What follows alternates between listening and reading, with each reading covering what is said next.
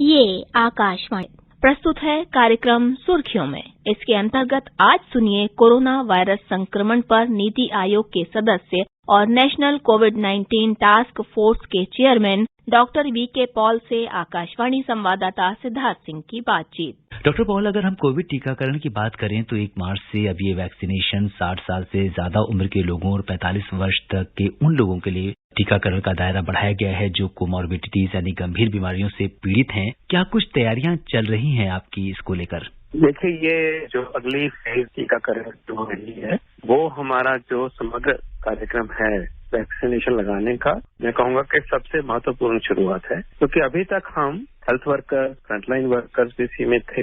Institutions में, अस्पताल में है, क्लिनिक्स में है, हमारी पुलिस फोर्स में है, होम गार्ड्स हैं, म्युनिसिपल वर्कर्स हैं, और इसको खूबी से निभाया गया और खूब तेज गति उसमें लाई गई, जैसे कि आपने देखा है। अब हम उस सिचुएशन में पहुंच रहे हैं जब हम सामान्य नागरिक की तरफ आगे हैं और ये हमारा सबसे महत्वपूर्ण स्टेज अब शुरू हो गया है। तो सबसे पहले 60 साल के ऊपर के जो व्यक्ति हैं, चाहे उनको कोई बीमारी है या नहीं है, उनको अब टीकाकरण होगा। इसके अलावा 45 साल से लेकर 60 साल तक जिनको कोई गंभीर बीमारी है, टीकाकरण अब जुड़ेगा। बहुत बड़ा समूह है, सारे देश में व्याप्त है, छोटे शहर में, छोटे गांव में, हर जगह, हर प्रदेश में ये अब काम शुरू होगा। ये तैयारी पहले से ही चली हुई थी। जैसे मैंने बताया कि उसकी एक्सटेंशन है, उसके आगे जा रहे हैं, तो बहुत सारी चीजें जो सीखी गई इस वाली फेज में उनको भी चिन्हित किया गया है, उनको भी साथ साथ लिया गया है। तो ये तैयारी पूरे रूप से हुई है। प्रदेश की और यूनियन टेरिटरीज की सरकारों के साथ बहुत सारे राउंड ऑफ डिस्कशन हो गए हैं। जो हमारा कोविन का प्लेटफॉर्म है उसके बारे में आगे भी बता दिया गया है। कोविन के प्लेटफॉर्म को अपग्रेड कर दिया गया है, 1.0 से अब 2.0 कर दिया गया है। वैक्सीन की जो सप्लाई चेन है उसमें जो गति चाहिए, उसका जो अरेंजमेंट चाहिए वो भी कर दिया गया। और सबसे बड़ी बात है कि बहुत सारे अस्पताल अब और सरकारी अस्पतालों के साथ प्राइवेट भी जुड़ रहे हैं, और उसकी बात हम बाद में कर सकते हैं। तो पूरे तैयारी है, हमारे SOPs बने हुए हैं और अब बहुत बड़ी शुरुआत होगी। और ये कोविड के खिलाफ जो जंग है उसमें बहुत ही महत्वपूर्ण तेज गति आएगी और हम विजयी होंगे। डॉक्टर पॉल, हमारे एक श्रोता ने हमें ईमेल भेजा है। वो आपको 1.5 करोड़ से ज्यादा लोगों का कोविड वैक्सीनेशन पूरा हो जाने पर सबसे पहले तो उन्होंने आपको बधाई दी है, और वो लिखते हैं कि टीकाकरण के लिए रजिस्ट्रेशन प्रोसेस क्या होगी? क्या इसके लिए कोविन ऐप में रजिस्टर करना होगा या कोविड सेंटर्स पर वो वॉक इन तरीके से जा सकते हैं? क्या कुछ प्रक्रिया होगी?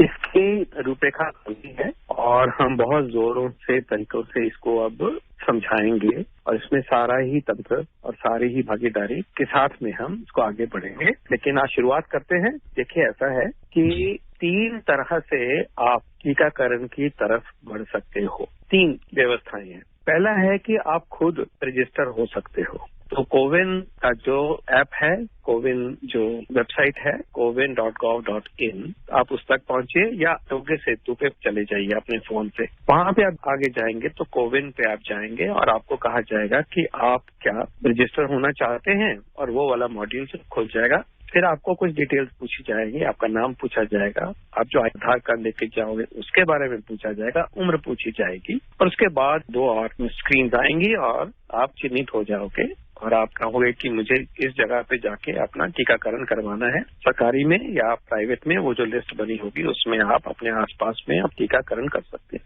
तो ये है कि self voluntary self registration, advance self registration. इसके अलावा उन्हीं जगहों पे आप वॉक इन भी जा सकते हो कि आप वहां पहुंचे। On site registration, on site self registration, क्योंकि आप खुद जा रहे हो। तो ये 2 तरीके आपके सामने हैं। तीसरा एक महत्वपूर्ण तरीका है, और वो तरीका जो है वो हमारा जो स्वास्थ्य तंत्र है, हमारा आशा का नेटवर्क है, आशा बहन जी का, ANMs का, डॉक्टर्स का, इस सारे नेटवर्क को, व्यवस्था को हम लेके आपके तक पहुंचेंगे। आपको जागरूक करेंगे, बताएंगे कि टीकाकरण शुरू हो गया है, बताएंगे कि यहाँ आसपास ये सेंटर है। तो ये खास व्यवस्था जो है हमारे गांव में, छोटे कस्बों में ज्यादा काम आएगी, जहाँ पे कि बताने को भी मदद भी चाहिए। और अगर IT में आपका एक्सपीरियंस कम है, खुद नहीं करेंगे, तो हम जुड़ेंगे आपके साथ। हमारे कार्यकर्ता जुड़े, एक जन आंदोलन की तरह आपकी तरफ वो इन्फॉर्मेशन पहुंचेगी और आपको बताया जाएगा कि आप ये टीकाकरण शुरू है, आपको लगना है, आप इस उम्र से ऊपर के हो और यहाँ आसपास यहाँ जहाँ है, और हम आपको मदद करके उन जगहों के साथ जोड़ेंगे और वहाँ पे आपको लेके जाएंगे। तो ये एक मोबिलाइजेशन वाला भी तरीका है कि अगर आप खुद आईटी सिस्टम नहीं इस्तेमाल कर सकते तो सरकार की तरफ से, समाज की तरफ से आपकी तरफ पहुंचा जाएगा। तो सिर्फ थोड़ा इंतजार करिए, लेकिन अगर आप आईटी सावी हैं, आप आईटी को यूज कर सकते हैं और कोई बिल्कुल आसान तरीके से ये ऐप जो काम कर रही है तो उसमें आप अपने आप को रजिस्टर करिए और या फिर ऑन साइट वहां जाके आप टीकाकरण करवा सकते हैं।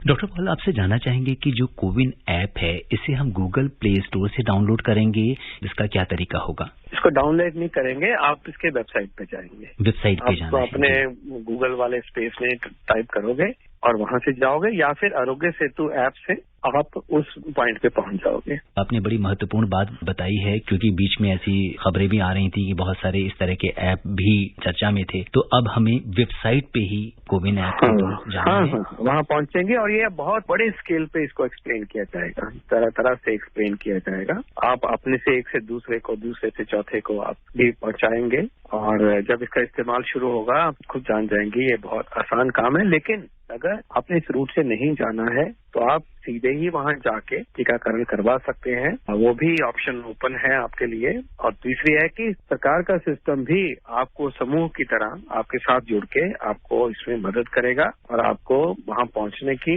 पूरी तरह से सहायता की जाएगी। और ये भी याद रहे कि जब टीकाकरण हो जाएगा तो आपको एक सर्टिफिकेट जो है वो भी इशू होगा, वो आपकी जानकारी के लिए भी होगा और कल को अगर कोई इसका इस्तेमाल निकलता है तो वो भी उसमें काम आएगा। और डॉक्टर पॉल, कोविड वैक्सीनेशन को लेकर जो गाइडलाइन जारी हुई है उसमें कुछ निजी अस्पतालों में भी टीकाकरण की सुविधा दी गई है। इसी से जुड़ा हुआ एक सवाल हमारे श्रोता ने पूछा है, वो जानना चाहते हैं कि टीकाकरण के लिए जो 20,000 निजी अस्पताल हैं उनकी सूची उन्हें कहाँ से मिल सकती है? उनकी सूची भी कोविन साइट पे ही मिलेगी आपको। जब आप स्क्रॉल करेंगे कि मैं इस प्रदेश में टीका लगाना चाहता हूं तो प्रदेश आएगा, फिर शहर आएगा, फिर शहर के बाहर एरियाज आ जाएंगे कि आसपास आपके एरिया में कौन से हैं और पूरी इसकी सूची आपके सामने दिख जाएगी। और जब हमारे हेल्थ वर्कर जाएंगे तो वो खुद एक्सप्लेन करेंगे कि यहाँ हम आपको क्या करने की सुविधा हम प्रदान कर रहे हैं। तो ये भी वहीं पे लिखा हुआ मिलेगा आपको, इसकी पूरी की पूरी सूची जो है वो लोड मिलेगी आपको और उसमें जाकर आप कह सकोगे कि हाँ मैं यहाँ टीका लगाना चाहता हूँ, तो वहाँ दिखेंगे कि कितनी स्लॉट खाली है। रेलवे की रिजर्वेशन होती है, उस तरह से आप उस स्लॉट में आप जाएंगे और अपना अपॉइंटमेंट आपका सेट हो जाएगा। डॉक्टर पॉल, निजी अस्पतालों में टीकाकरण के लिए जो 250 रुपए पर डोज पर पर्सन की राशि निर्धारित की गई है, क्या रेट फिक्स है ये या सजेस्टिव है? ये ऊपर का लिमिट है ये कि जिन प्राइवेट सेक्टर के द्वारा भारत सरकार अपने वैक्सीन पहुंचा के टीकाकरण सामान्य नागरिक का कर रही है, वो जो अस्पताल हैं, वो जो फैसिलिटीज हैं, नागरिक को, कंज्यूमर को सिर्फ 250 रुपए या इससे कम राशि देनी पड़ेगी। ये कैप है और हम ये भी उम्मीद करते हैं कि इस महत्वपूर्ण मौके पर बहुत सारे प्राइवेट हॉस्पिटल जो हैं वो इससे भी कम, इसको की भी कंसेशन दे पाए तो बहुत अच्छा लगेगा। लेकिन ये अपर लिमिट है, इससे ज्यादा वो चार्ज नहीं कर सकते। जैसा कि आपने बताया कि एक अपर लिमिट है। और इस बीच हमारे पास एक श्रोता का और ईमेल आया है, वो जानना चाहते हैं कि सरकार ने 20 गंभीर बीमारियों की सूची जारी की है जिन्हें वरीयता दी जाएगी टीकाकरण के लिए। आपसे जानना चाहेंगे कि वो कौन सी बीमारियां हैं इसके अंतर्गत? ये बीमारियां वो हैं, बहुत सोच विचार के इनकी लिस्ट को बनाया गया है। लगभग 20 एक्सपर्ट्स ने बैठे और बहुत दिनों तक उन्होंने चर्चा करी, बार बार करी, ध्यान से करी और पूरे साइंटिफिक तरीके से करी। और उसके बाद प्रदेश के स्वास्थ्य विभागों के साथ भी चर्चा होने के बाद सोच विचार के लिए काम किया गया है। तो ये वो बीमारियां हैं या वो कैटेगरीज हैं बीमारियों की जब किसी व्यक्ति में होती हैं पहले से और फिर कोविड की बीमारी ऊपर से आती है तो उस व्यक्ति में कोविड से जान जाने का खतरा बहुत बढ़ जाता है। तो बहुत सोच विचार के किया गया है। ये है कि ऐसी हर बीमारी को नहीं लिया गया इसमें उनको लिया गया है जिसकी वजह से कोविड आने की दशा में आम व्यक्ति से रिस्क बहुत बढ़ जाता है। तो साइंटिफिक बेसिस है क्योंकि हम अब प्राथमिकता के तरीके से वैक्सीन लगा रहे हैं इस दौर में। तो ये बीमारियों की लिस्ट बनी है, साफ सुथरी लिस्ट है ये, और ये लिस्ट आपको पढ़ लेनी चाहिए और अपने डॉक्टर साहब के साथ डिस्कस करना चाहिए डॉक्टर साहब जो हैं उनको इस लिस्ट में समझने में कोई मुश्किल नहीं है और वो अगर देखते हैं कि आप में वो बीमारियां हैं और उस कैटेगरी में इस तरह से आप फिट हो रहे हो और उनमें से कहीं भी आप क्वालिफाई करते हो तो आपके डॉक्टर साहब आपको सर्टिफिकेट दे देंगे और उस सर्टिफिकेट को आप अपने साथ लेके जाएंगे या अगर आप पहले से ही अपॉइंटमेंट बुक कर रहे हो सेल्फ रजिस्ट्रेशन के द्वारा फिर उसको आप अपलोड कर दोगे तो उसके बेस के ऊपर आपका हक बन जाएगा कि आपका टीकाकरण हो सरकारी अस्पताल में मुफ्त में और प्राइवेट में जाएंगे तो अप टू 250 रुपए की। सर किसी को अगर प्रोटीन से एलर्जी है तो क्या वो वैक्सीनेशन करा सकता है? प्रोटीन से एलर्जी, हर छोटी मोटी एलर्जी में वैक्सीन को कोई मनाही नहीं है, लेकिन इसकी चर्चा जब आप वैक्सीन के साइट पे स्वास्थ्य कर्मी के साथ करेंगे तो फिर वो पूछ के आपसे गाइडेंस दे देंगे कि आपको टीका अवॉइड करना चाहिए या नहीं अवॉइड करना। मेरे कहने का मतलब ये है कि सिर्फ आप इसको मन में लेके मत चलो कि आपको किसी ने कहा कि प्रोटीन की एलर्जी है तो टीका मत लगाइए, ऐसे नहीं मानिए। हाँ, एलर्जी है तो कुछ अवस्थाओं में टीका नहीं लगना चाहिए और ये बातचीत आप स्वास्थ्य कर्मी से करेंगे क्योंकि छोटी मोटी एलर्जी, छोटा मोटा जुकाम खांसी होना कभी कभी मौसम के बदलते हैं या किसी को खाने से है, इतने से ही ये नहीं हम कहेंगे कि वैक्सीन ना लीजिए। तो मेरी आपसे रिक्वेस्ट होगी कि आप इस बात को अपने टीकाकरण के केंद्र में जाके बातचीत करेंगे तो गाइडेंस ठीक तरह से मिलेगी आपको। What is the antigen test he wants to know? मैं आपको समझाना चाहूंगा कि एंटीजन टेस्ट से जो तात्पर्य है वो ये है कि जब हम एक व्यक्ति में कोरोना का संक्रमण चेक करते हैं कि भी इसको कोविड है या नहीं है तो उसको चेक करने के लिए जो टेस्ट है 2-3 जो ज्यादा प्रचलित है और स्टैंडर्ड टेस्ट है वो RT-PCR होता है। ये टेस्ट करते हैं तो हमें उसका जवाब मिलने में लगभग 8-10 घंटे लग जाते हैं या अगले दिन तक उसकी रिपोर्ट आती है। लेकिन एक और सिंपल टेस्ट बन जाते हैं जो कि हमें जल्दी से जवाब दे देते हैं, उनको हम एंटीजन टेस्ट कहते हैं कि वो टेस्ट का जवाब हमें 15-20 मिनट आधे घंटे में मिल जाता है। तो आसान टेस्ट, लेकिन आसान के साथ होने से जब ये पॉजिटिव आता है तो हमें फिर RT-PCR भी करना पड़ता है। तो जब हम बड़े ग्रुप में जाते हैं तो एंटीजन टेस्ट से आगे फटाफट हमें जवाब मिलता है, हमारी प्लानिंग अच्छी हो जाती है और कंटेनमेंट जोन वगैरह में इसका बहुत फायदा होता है।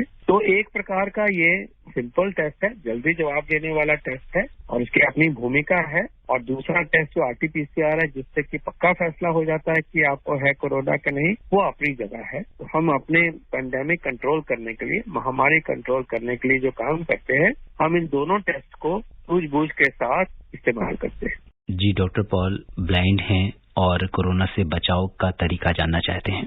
देखिए, कोरोना से बचने के जो तरीके हैं वो सभी के लिए एक ही जैसे हैं। सबसे महत्वपूर्ण तरीका आपके लिए है कि आपने मास्क पहनना है, हमेशा मास्क पहनना। मैं तो ये भी कहूंगा कि घर में बैठे भी है अगर, जब तक कोरोना मौजूद है आपने घर में मास्क पहन के बैठना है, लेकिन बाहर जाना तो पहनना ही पहनना है और अच्छे किस्म का मास्क पहनिए। और अब तो हमारे देश में N95 मास्क भी सस्ता मिलता है, वो पहन लीजिए तो ज्यादा प्रोटेक्शन होती है। नहीं तो सर्जिकल मास्क है वो पहनिए, नहीं तो कपड़े का मास्क पहनिए। ये मैं कहूंगा जितना अच्छा मास्क आप पहने उतना अच्छा, क्योंकि आपको पता नहीं चलता कि आपके बहुत ही पास जब पहन जाते हैं तभी पता चलता होगा। इसलिए मैं समझूंगा कि आपका मास्क सबसे अच्छा मास्क होना चाहिए और वो आप कोशिश करिए, पहली बात। दूसरा है कि आपने इतना ख्याल रखना है कि बड़ी भीड़ में आप थोड़ा सा अपने आप को बचा के रखें, थोड़ा खाली जगह हो, दूरी हो तो अच्छी बात है।